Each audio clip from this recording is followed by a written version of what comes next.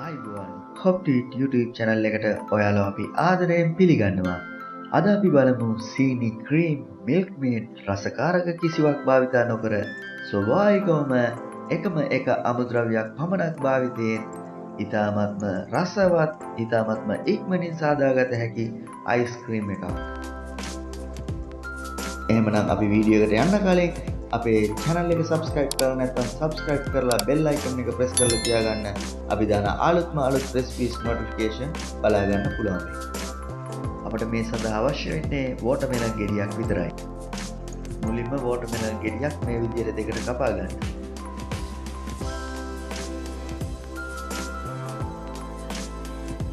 ඊට හැන්දකින් මේ වගේ අරගෙන plate එකකින් තියාගන්න. මේ වගේ අරගෙන තියද්දී ඇට ටික ඉවත් කරගෙනම තියාගන්න. එතකොට ඔයාලට ලේසි.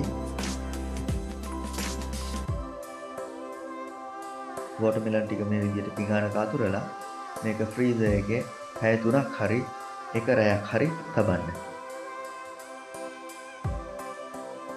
ෆ්‍රීසර් එකෙන් අරගත්තු වෝටර්මෙලන් මෙන්න මේ විදිහට තියෙනවා. මේ වගේ කැටි ගහලා අයිස් වගේ තියෙනවා.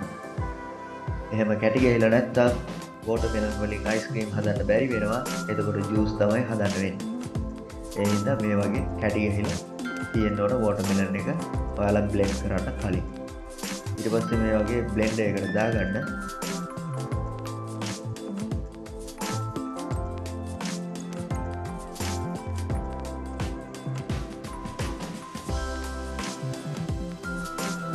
මේක blend කරද්දී වැඩි වෙලා blend කරන්න යන්න එපා.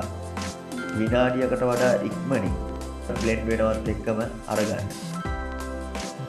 මොකද වැඩි වෙලා බ්ලෙන්ඩ් කරනකොට අයිස් එක දියර වෙනවා. ඊට පස්සේ අයිස්ක්‍රීම් එක පාට හදා ගන්න බැරි වෙනවා. මෙන්න මේ විදිහට අයිස්ක්‍රීම් එක බ්ලෙන්ඩ් කරාට පස්සේ මේ වගේ ස්කූප් කරලා ගන්න පුළුවන් විදිහට